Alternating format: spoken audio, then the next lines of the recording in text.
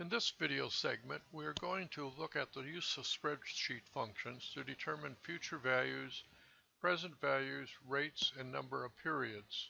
All of these without any periodic payments. In the next video segment, we will add the payments. Let's start with a future value example. This is the same as in the content.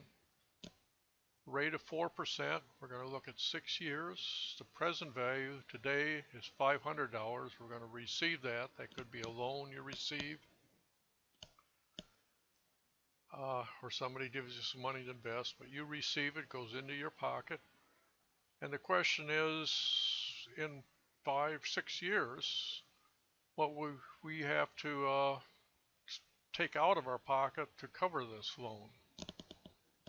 You figure that out using the future value function. First argument, we can show that here, and up here it lists the various arguments is rate, 4%. The second argument is NPER, number of periods, which is 6. The payment, we're using 0 payments at this point. The final argument is the present value. The future value is what we're looking for, so it is not in this argument list. The type, the default is 0.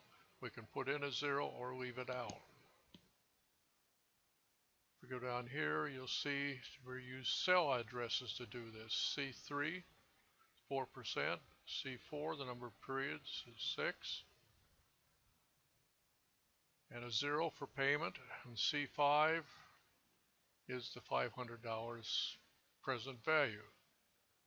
We're going to find a future value. This one, it shows that you can leave out the type code as 0, and actually you can leave out the payment as 0. If you do not specify them, they are assumed to be 0. And that's the same answer you would got if you used the equations, except that the equations do not give you a direction of flow of money. They only give you the monetary value. With this case, it tells you that you are going to have to put in or pay back $632.66 at the end of 6 years using 4% interest. The next example is for present value. We're using 6% again, 5 years. The difference is in future value, in 5 years, we are going to receive $10,000. The question is, how much do we have to deposit today at 6% interest for 5 years to receive the $10,000?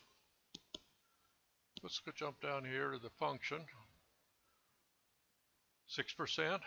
The rate, 5 number of periods. These are always in the same order, except there's no present value because that's the function name. We have a future value, which is 10,000. 0 payments, and we have 0 type code.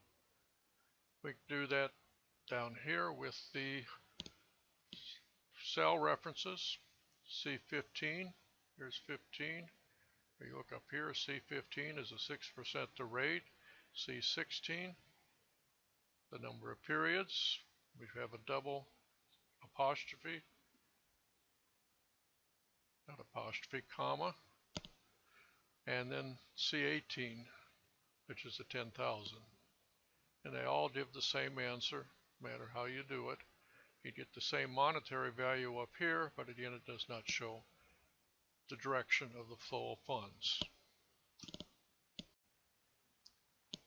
Now let's go to the rate function. We want to determine a rate of interest we'd have to earn if we deposited $10 today, present value, and we want to receive $100 in 20 years.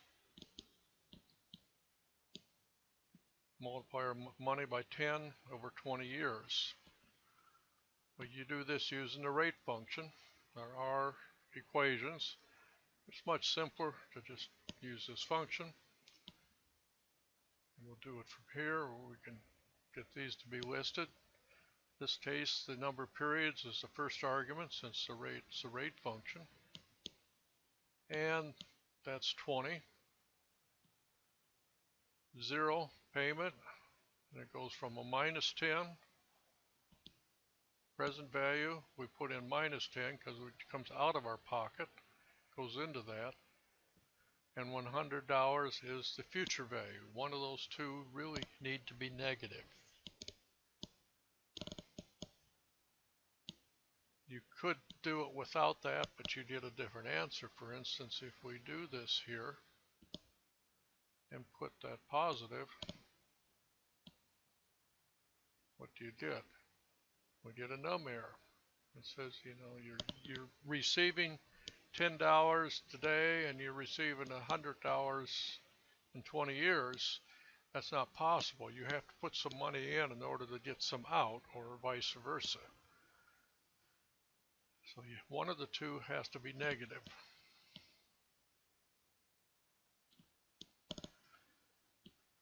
And you can do that same function without,